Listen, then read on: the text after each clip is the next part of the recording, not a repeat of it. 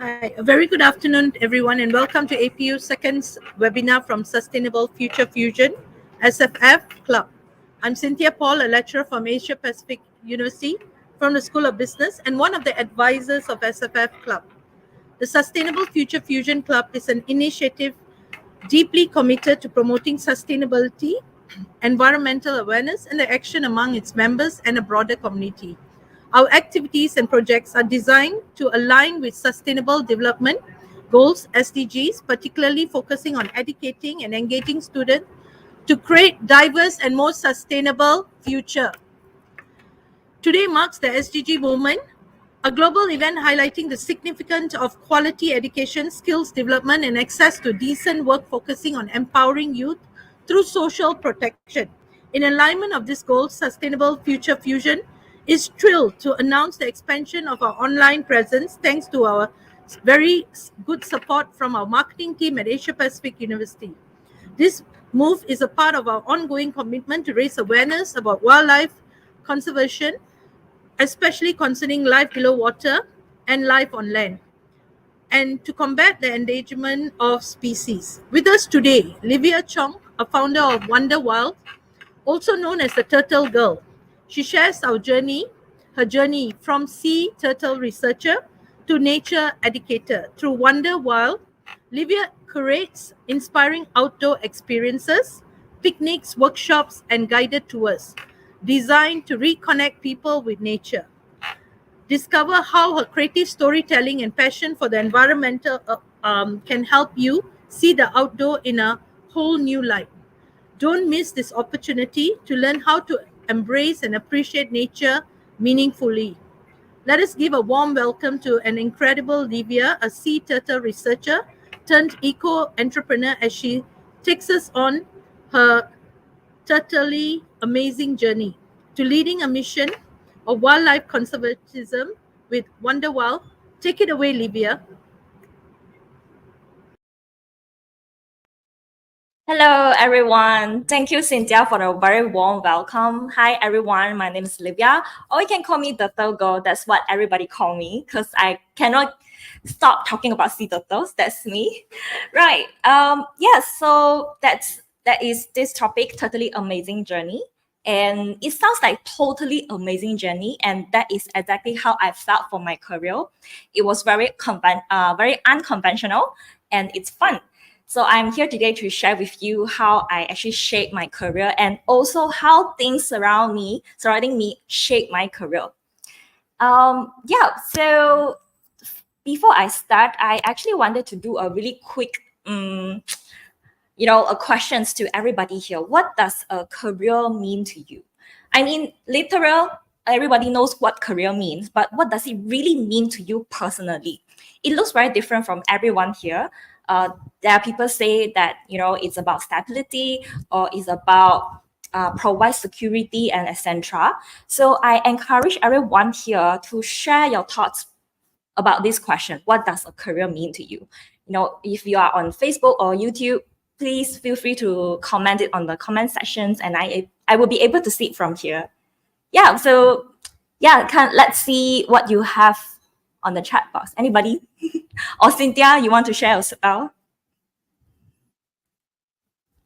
Okay. I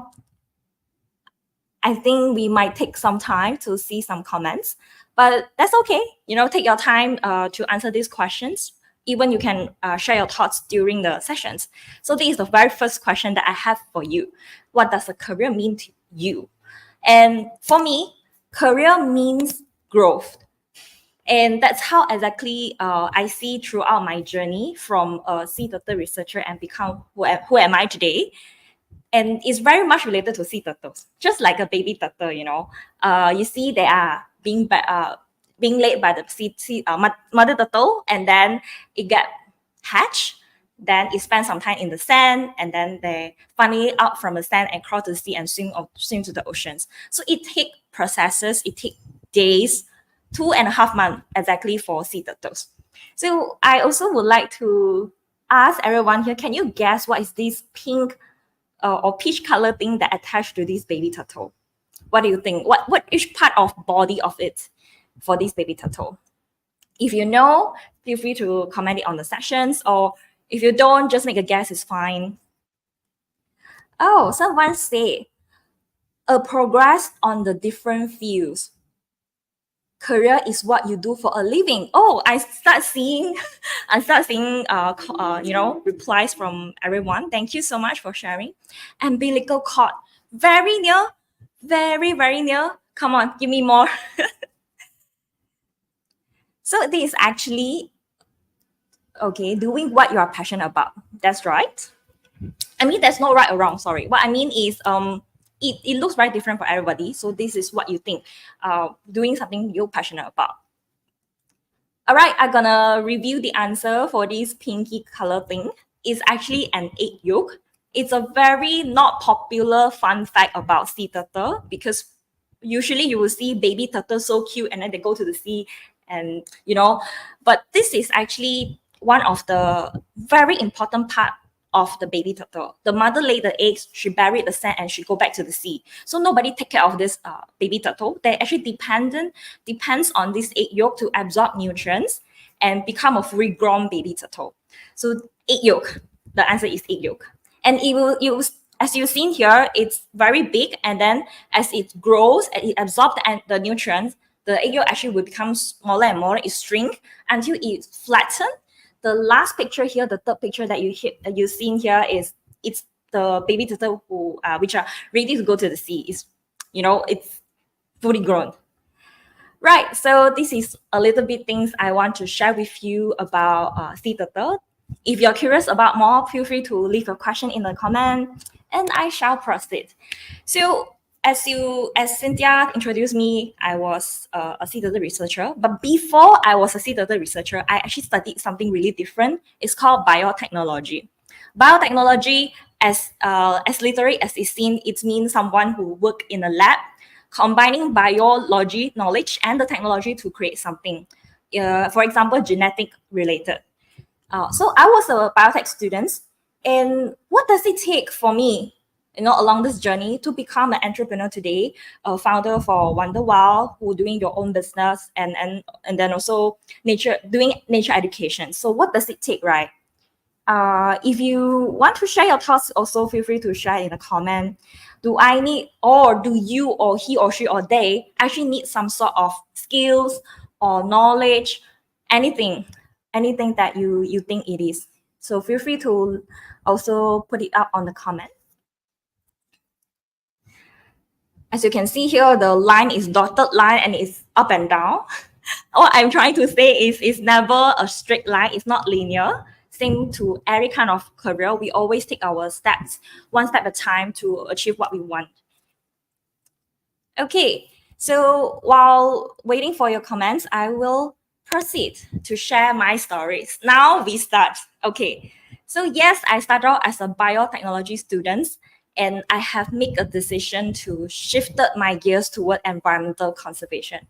What do I mean here is when I was going to graduate as a biotechnology student at my third year, I I realized that I don't really enjoy spending so much time in the lab. But that is the nature of being a biotechnologist. Then I asked myself, what can I do? If I don't like to work in the lab, then what else? What are my choices? Then I take a leap of faith. I say, let's try something really out of my comfort zone. And through a lecturer recommendations, I actually applied for an internship in Sabah, working with this wildlife health unit. So what they focus is they will do a lot of sampling trips in the forest, and they samples rodents and bats.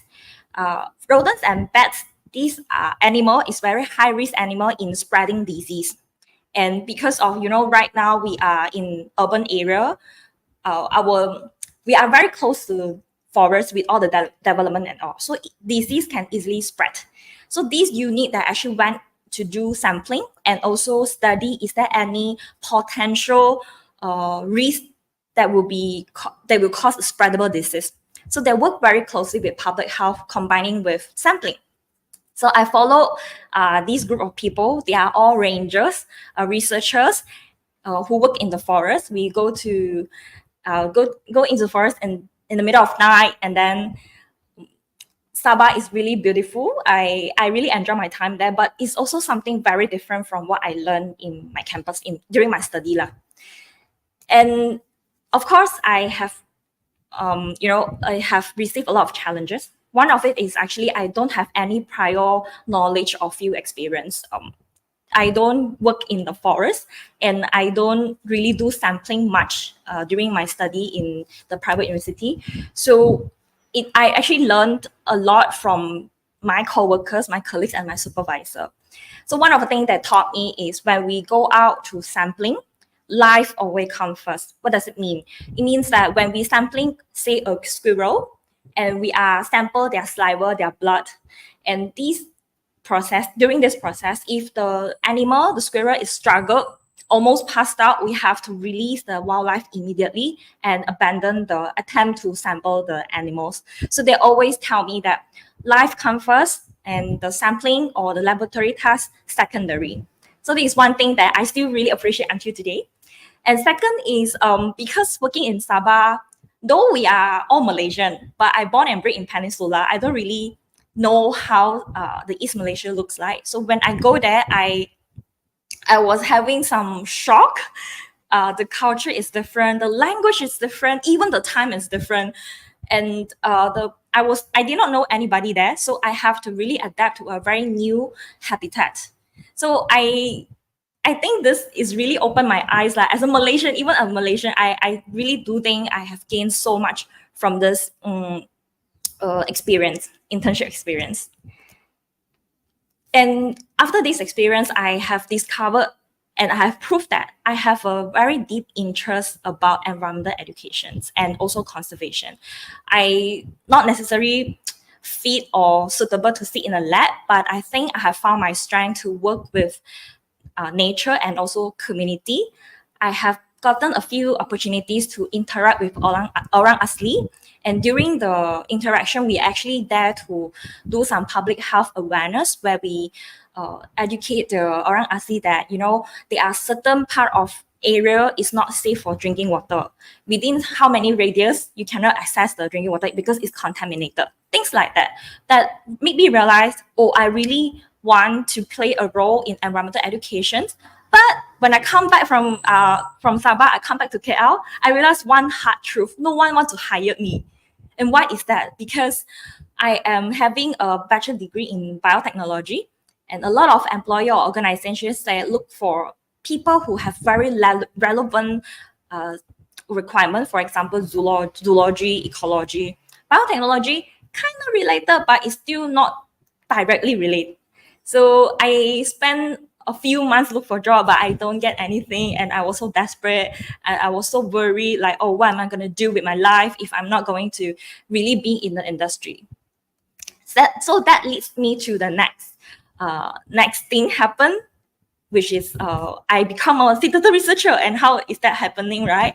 So I was actually at work that time. I found a job, but of course it's not really what I want, but I still managed to get a job. But I received a call from Terengganu. So out of so many resumes that I sent out, one of it is a theater research unit. I asked for a staff position, but the call came to me and said that they are not looking for staff, they're looking for a master's student. That time I was like, huh, master? I never thought that I want to pursue study.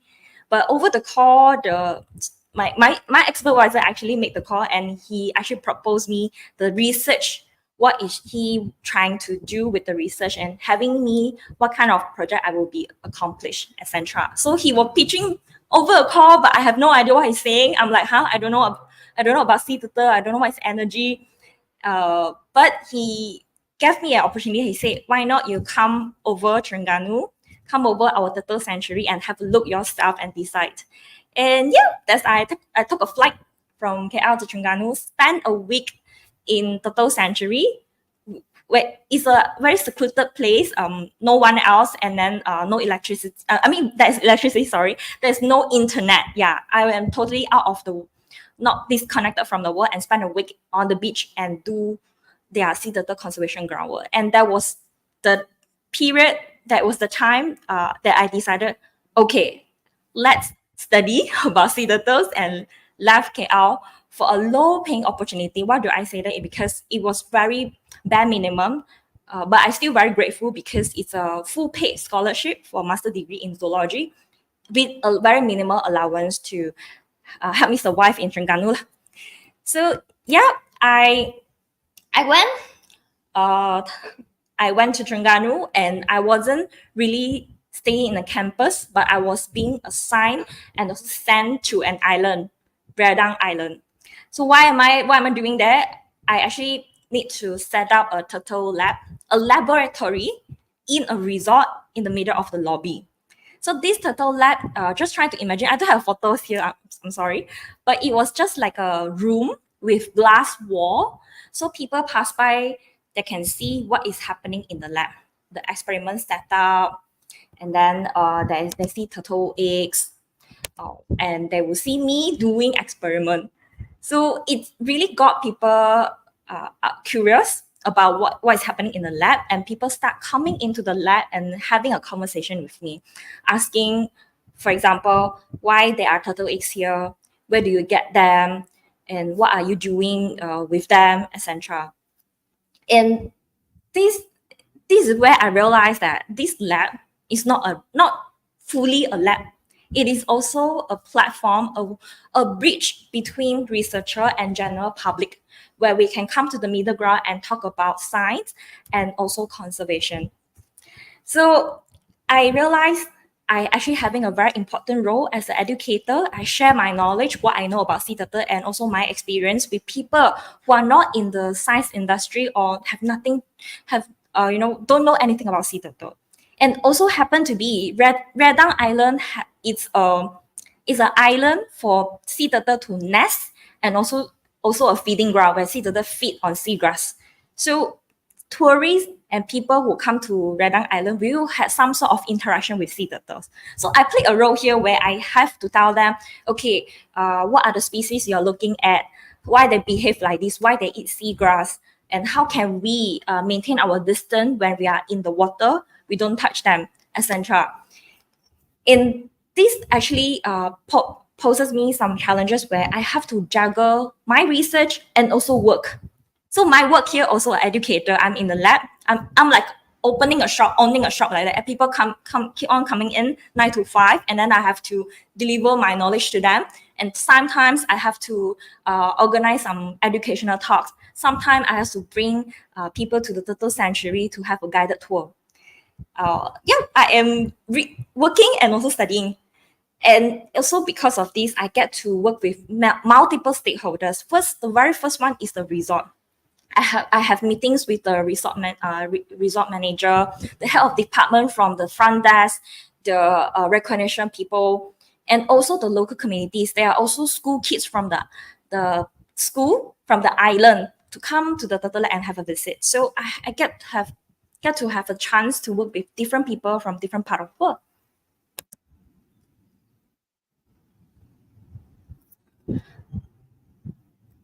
I see. Okay.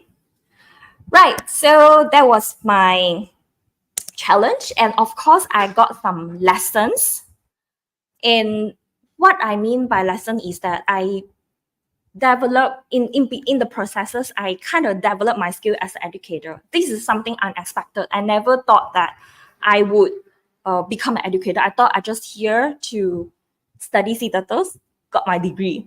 I thought it was like that, or I will be just a researcher working in a lab. Then because of how I interact with the guests and also my nature of work, I realized that I play a really important role as an educator. So I built everything from scratch. But the first day I came to Terengganu, I did not know anybody. I also don't know what I'm studying. My subject of study, I don't know as well. But I have built it from the really scratch where I learned so much, and for my master degree also as a person. But as everybody here, we all kind of distracted or mess.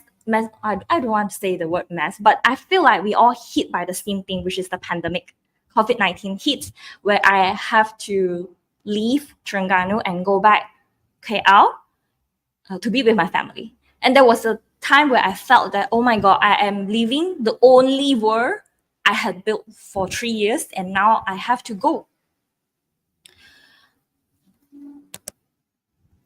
When I go back to KL, right, I question myself that, okay, so what am I going to do next then? If I don't work with Turtle Sanctuary, if I don't work on science and sea turtle conservation, what else I can play a role here then?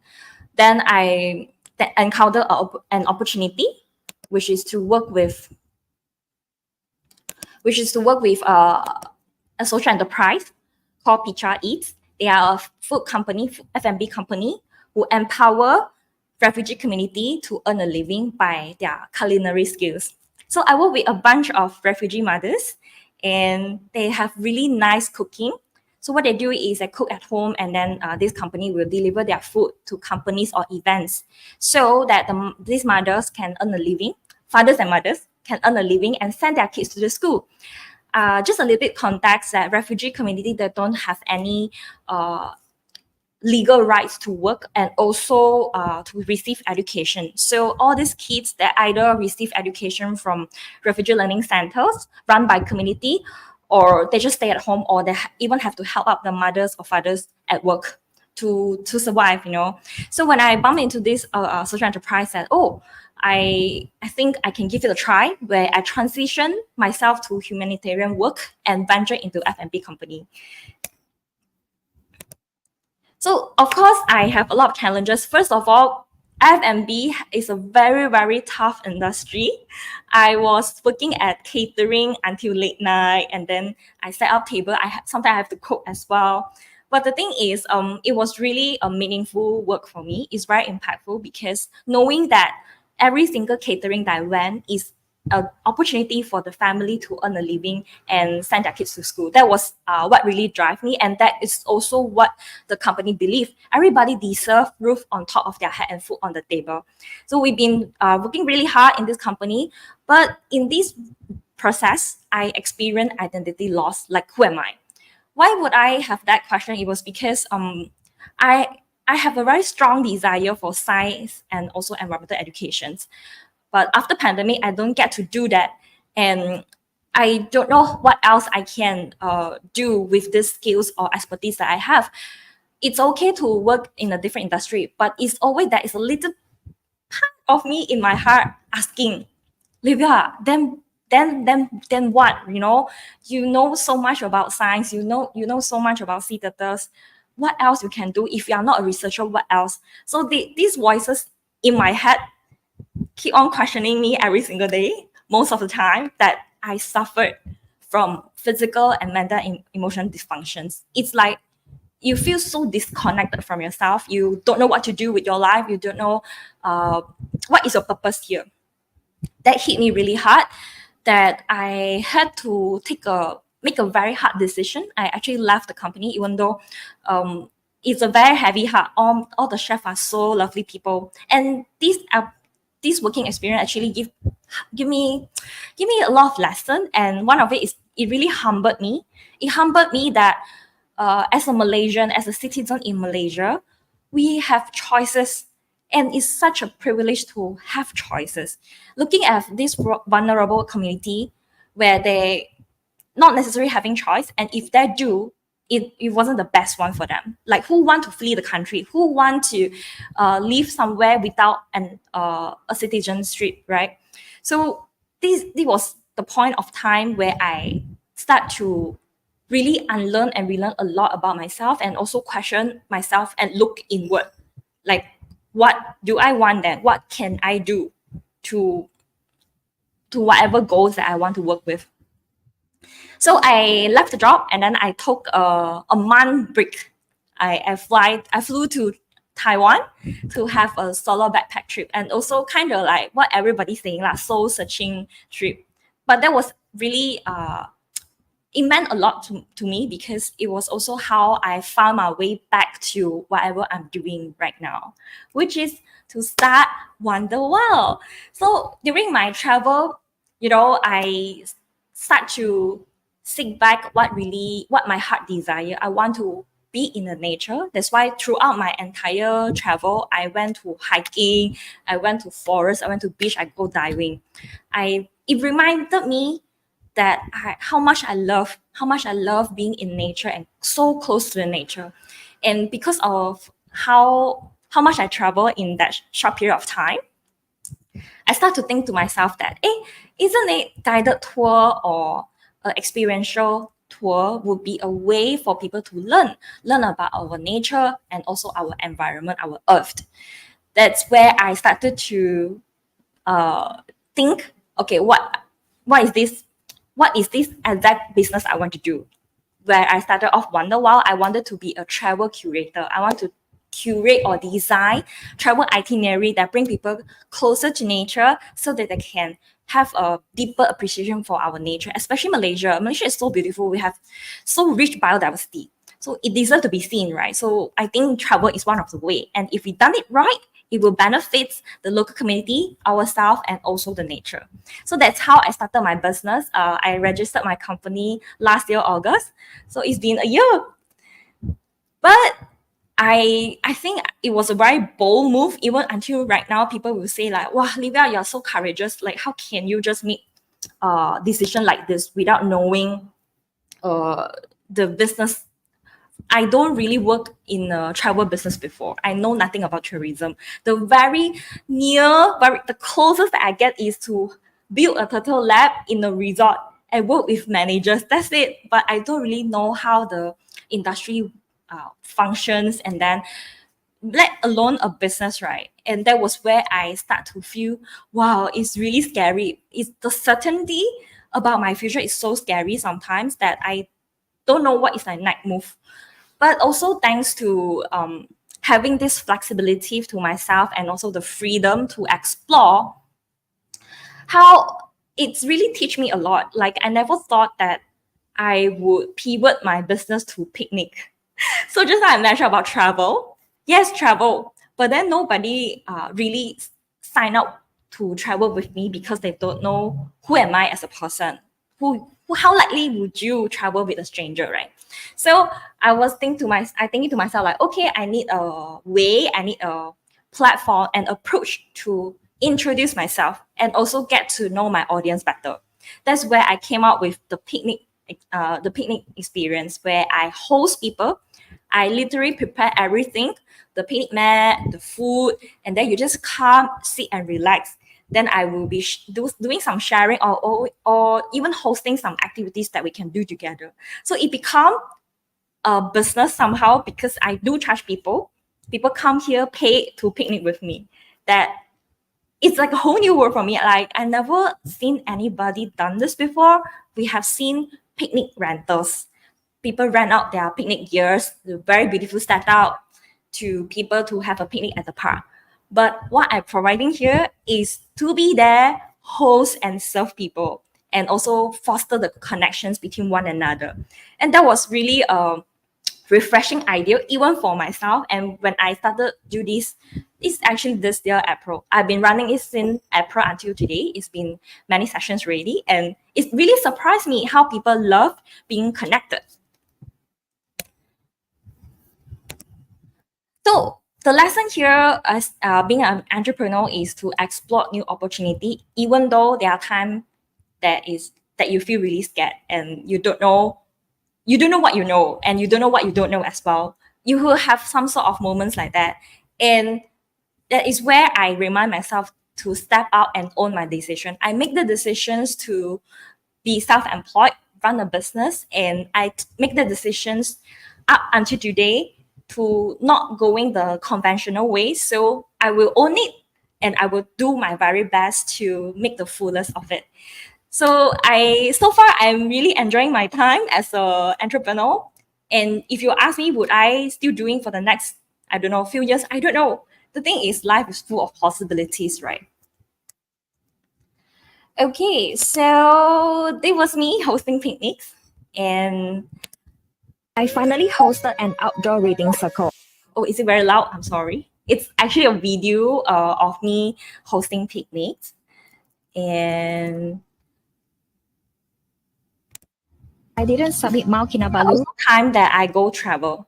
Even though I'm running a business, but I still really took a lot of time to travel. There was me in July. I went to Mount Kinabalu.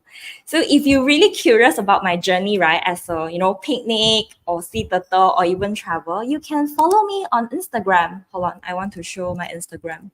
Yes, here you go, my Instagram. So it's Lyvia.Chong on Instagram. You will see all the IG reels that I feature my nature experience. And I do have a picnics upcoming in October, 12 October or 26 October, where the first session, the 12th October, I will be hosting a book club where we read books together. And the theme will be about healing because October is a mental health month. And then on 26 October, we will do a sound bath. So I collaborate with a sound healer to do a sound therapy sessions, like an experience for you to try what is sound bath, what is singing bowl is like. Okay, so feel free to connect with me on Instagram. And this is, come back to this, right? So in my opinion, what does it take to turn a biotech students to entrepreneur is all this. You are willing to take risks and you stay true to yourself, to your values. You allow for mistake and embrace changes because that is how I felt too. I thought career is about success, being good at what I do, and really if I study this course for for example, the biotechnology, I will be a biotechnologist. But it's not because I will outgrow myself. I will evolve and embrace that. And very fortunate is I actually have a very supportive community and system, my family, my friends. So I hope this gives you some insights about my career journey, and I hope that is something that you feel relatable and resonate. And I want to leave you a message is that is only one way to find out. So I hope that you are not sitting around and wondering, what if I do this and what if I done that? Let's do it. Let's take a risk, take a leap of faith, and try the things that you really want to try. Because education is a foundation, it's not a limit. It's only building our a strong foundation that we can build up our characters. And there are so many other ways that you can do to achieve your goal. It's not only one way. And I am here to root for you. Thank you so much for listening. I am Lyvia, and very nice to meet everybody here. Okay, I since there are so many comments and questions. Cynthia, you want to help me with all these Yes, of questions? course. Phoenix are my Yeah, notes. thank you so much. Yeah, thank you so much. It was great to have you, actually, Livia. A very inspirational journey that you went through. So today we are actually diving into an exciting talk. Especially, I love your topic, totally amazing journey. Of course, the word turtle comes into being, and this Yeah, title invites us to rethink how our passion can lead to unexpected career.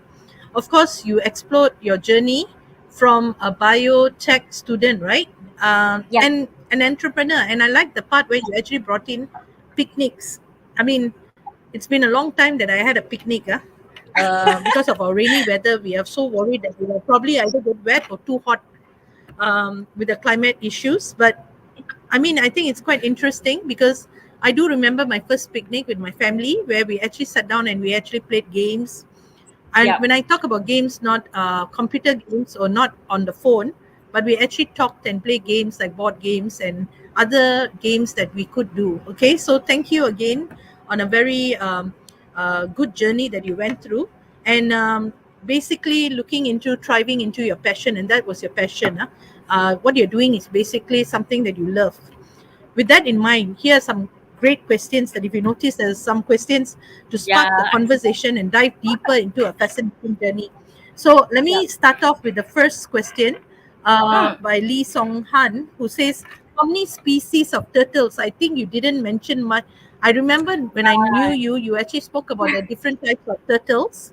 Could Yes. you just enlighten us on how many turtles that they are species of turtles, and if I'm not mistaken, in Malaysia, how many do we have, and what's happening to them? Right. So thank you so much for the questions. In this world, we have 7 species in total for sea turtle itself, and in Malaysia, we have 4 species. Out of 7, we have 4. And this question was asking about endangered. All of them, except one, is less deficiency data. You don't have enough data, but the rest of the 3 is endangered. So one of it is called leatherback. Leatherback turtles is the largest sea turtles in the world out of the 7 species. We used to have so many of them. Like people will flew to Malaysia to see leatherback sea turtle because we are one of the largest nesting around the world for leatherback turtles. And you guess what? We have 0 now in Malaysia. They are not extinct in the wild, but they are just not coming to Malaysia to nest on our beach. They are in the water, they are not landing, they are not coming on the beach to lay eggs. And the reason was that is it was because back then we don't have enough knowledge and also practices to protect this particular species, and we do not know that temperature play a role in sea turtle incubations. This to dive deep a little bit, where sea turtle that depend on temperature to determine their gender. So that time, all the Oh, eggs was exposed to hot sun. We are producing so many female turtles, and we do have enough male turtles that it really caused a really huge damage for sea turtle populations. And also there are some exploitation for tourism for sea turtle that time back then, really long time ago, where we don't have enough knowledge. So yeah, we don't have leatherback sea turtles anymore for now in Malaysia. okay. Yeah, coming back to temperature. So you were saying something about the turtle's gender is based on Yeah, male and female, is based on the temperature. Could you give us some enlightenment on this? right. I love telling people about Could this. you So inform? yes. So for sea turtles, right, the temperature in the nest will determine their gender, and the temperature of 29.2. This is very specific, 29.2 degrees Celsius will give the nest equal numbers of 50% of male and 50% of female. If it's above 29.2, it tends to produce so many female baby turtles. If it's lower than that, then there will be a lot of male turtles lah. And how do you remember that? It sounds very like, wow, wow, what's that, what's that? It's very simple. Just remember these phrases: hot girl, cool guy. Hot temperature will give you a lot of female baby turtles, and the cool temperature will give you a lot of male baby turtles. Yes. Wow, that's fantastic. 29.2, I must remember that. Yeah. Okay. So thank you very much, Livia. And the next question by Paneshe Moyo.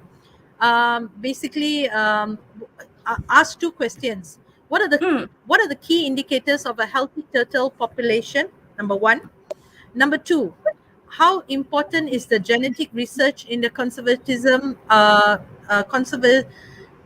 of endangered turtle species? So basically looking at, I think very worrying, the statistics, and you're just saying that one of it is not even existing. You mean there's Yeah. totally no the other species, there's not even a chance of it being there? I mean, among the two species you were saying? The other two species, they are the most common one, which is the green turtle and the hawksbill turtles. So these two are the most common one, but 98% are the green turtle, and then left with like 2%, which is a critically endangered hawksbill in Malaysia. Nesting, I'm talking about the number of nests that have made in the year. So for this one, very technical questions about the key indicator of healthy turtle populations. And because of my study, my nature of my study, I did not really study genetic, but I can say from my experience and what I know is the key indicator here is how many landing and nesting of sea turtles. And these actually take decades to measure. Because sea turtles that come every 2-3 years to lay eggs. And what sea turtles, how do we keep track of the data is because they always come back to the same area to continue their generation, to mate and also to lay eggs. It means sea turtles born in Redang Island will come back to Redang Island to lay eggs. So that is how the conservation units that actually keep track of the nesting, how many nests per year, and then are they coming back? That was the very key indicator to measure the healthy turtle population. If the number is keep going up, that's good. If it have a drastic change, it will say something about the environment. And the genetic research, I can't really comment on this because I am not really doing the genetic research. But one thing I know about sea turtle actually have a very vast genetic pool because they're made with different. One single mother can mate with so many different fathers that in a nest, 100 eggs belongs to so many fathers. That is actually one thing about turtles. Yep. So their genetic is really rich lah. Okay, and while we're going on the genetic part, on terms of when the turtle actually, and this I'm quite curious. When the turtle actually lays eggs, right? How many eggs at one time? The maximum do they have, and the minimum, and how many percentage that they do survive, and what are the endangerment on that? I see.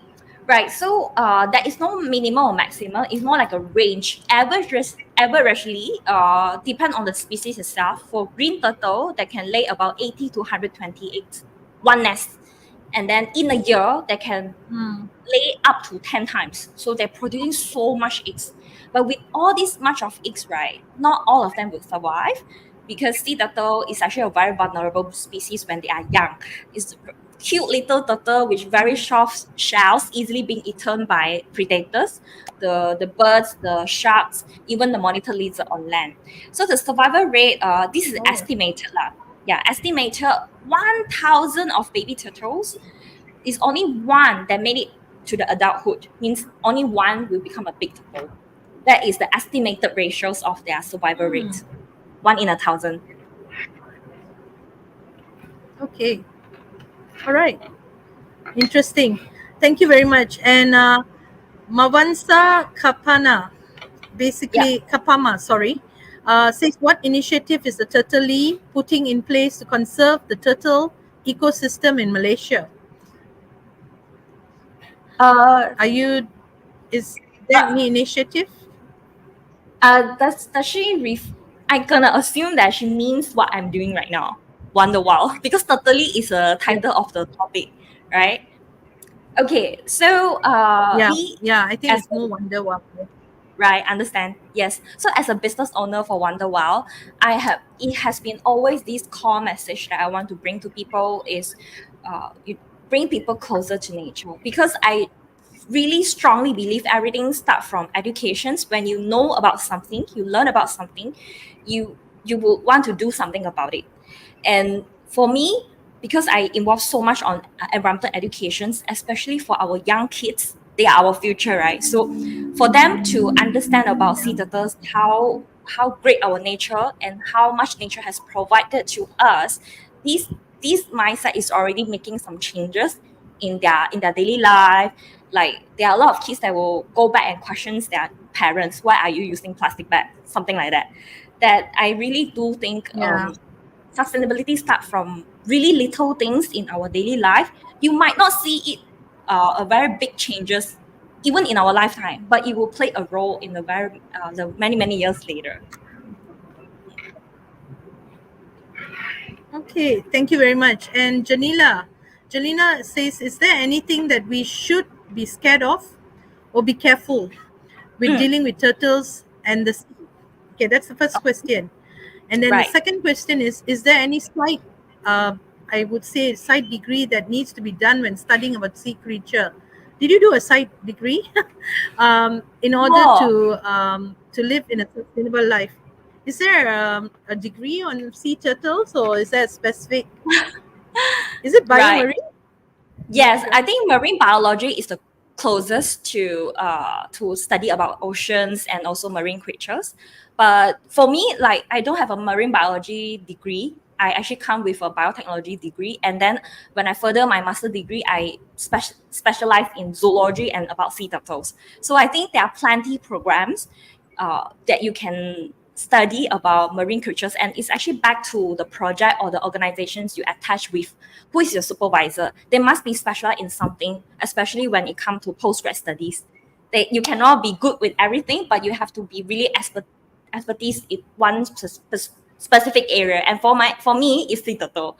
Yeah, so that's one. And of course, I also encourage you to go and participate some volunteer program, because I always tell people we cannot have everyone become biologists. We cannot have everybody taking a degree and study about marine, but we can have people who involve in indirectly, for example, becoming a volunteers or even practicing zero waste in your home, things like that. For things that you should be careful when dealing with sea turtle and sea, this one is a very good question. Thank you for asking. For me, when people go to dive and snorkel, any kind of thing like that, any kind of activity you done in the sea, I will always remind them, don't touch the wildlife. It's not like you touch, they bleed and then they die. It's not really like that, but it is actually our interactions. We don't know whether it will affect their behavior. I give a very real examples. If you go to Redang Island, you go to a place called Turtle Spot, or what do you call that, Turtle Bay, you see many sea turtles swimming around. And all these sea turtles, they are coming here to feed on the sea grass grow at the bottom of the sea floor. They are coming here to feed.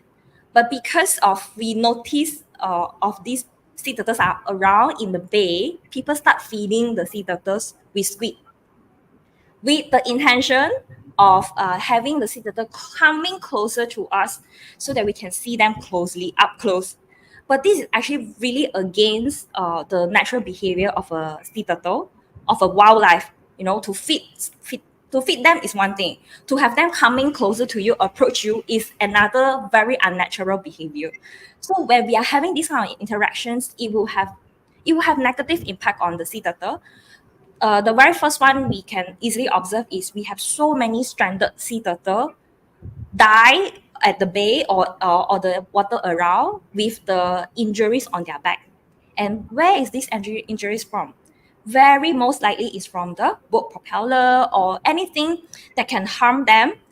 And all this is because of the close interaction, the misleading close interaction that we want to have with the sea turtles. So yes, so do not feed sea turtles, do not feed wildlife in general. We respect our space with them. We should keep a distance and let them be thrive in their habitat. And we are here as an observer to learn them or to admire from afar. That's my advice to everybody here. Thank you very much. Okay, just a few more questions. This is a quite interesting question by Hani Fazihan. Basically, what is the life cycle of turtle and how does human activities impact each stage of their life? Wow. Yes. So thank you, Honey. I feel like I am giving a turtle talk once again. It's been a while, but yes, I love talking about it. For sea turtles, their life cycles start from the nesting beach. From the mother come out on the beach at night to lay eggs, and this mother born here. So she coming back to her hometown lah, so called. Huh? After she lay the eggs, she go back to the sea. The father will never land. The father will spend most of their time in the sea. So these eggs being buried in the sand for 45 to 60 days. In this period of time, their the human activity here that will impact them is us taking the eggs. You will be surprised. People eat sea turtle eggs and they eat it like chicken eggs. This is actually a delicacy many years ago when people rely on sea turtle eggs as a protein source. But it has changed because we no longer need to have eat sea turtle eggs for protein source. We have so plenty other resources. So we don't really encourage people to eat sea turtle eggs. And in fact, it is banned in the law. You cannot eat sea turtle eggs in Malaysia. And that is one, people taking the eggs. But you will still see in the market, they secretly sell. That would be one. And then secondly is because, like as I mentioned just now, sea turtles that depends on temperature to determine their gender, and imbalance of gender ratios will affect the populations. With in general, the sea turtle can go extinct if there are too many female, no male to mate. So our activity here is also what we do that contribute to climate change. All the things that we produce to how we impacted the environment that contribute to climate change will indirectly affect the sea turtle eggs in the nest. That is the very early stage. Then when they finally hatch and go to the sea, when they are baby turtle, mishandling sea turtles, baby turtles can be a thing too, where there are a lot of initiative where we're having people to release the baby turtle back to the sea. I think this initiative is okay, provided we do it right. What do I mean by do it right is the way we handle the baby turtle. We try not to have physical touch. We always have a container and release them. And how we conduct the entire release program, what time is it, where is it, how do we control the crowd, and how do we educate people? Because releasing baby turtle, this is a very interesting activity. It will really attract attentions of the general public. So this is the best time to instill educations, to tell them about sea turtles and what our impacts on this species and the environment. So this is one. When they go out to the sea hall, actually not much we can do already because they will be eaten by the big sharks, the fishes. And there's one thing. We can still impact them because of how we live our daily life. The plastic that we use, the shampoo that we use, everything that we use in daily life. We don't see our ocean, but then it will eventually make their way to the oceans. So this is how we will impact them from afar that you don't even realize. That is why I always share with others. Sustainability don't need big technology, don't need to do something really bizarre to support sustainability. You can start really small from your habits. And like my mom, she already start to use the recycle bag. She would not really, even she go to pasar buy something really wet, she will use her own plastic bag, and go tapao also use her own tiffin box, etc. And all this we can do. That is my take lah. Okay, Yep. thank you Mm, very much. And I think we'll take one to two questions. Last one. okay. Moise asked, "What does the rehabilitation process looks like for injured or rescued turtles?" Okay, that's the Oh. first one. How Mm. long does it typically take for a turtle to be released back into the wild or the sea? Right. Thank you. I think you have seen turtle rehabilitations, I believe, from your questions. In fact, in Malaysia, we don't. We only have. Let me see how to put this. Okay. For what I know is we do have one center in Malaysia where we keep the turtles, and they are not being released because most of the time they are really sick or they are incapable of swimming. So, but the rehab process, I couldn't really share much here because I'm not involved in any physical work with the rehabilitation process. I only been to rehab centers in Taiwan. They have really like fish tank lining up, and inside is the sea turtle. And how I observe them doing is, of course, they will feed them daily, just like having a pet.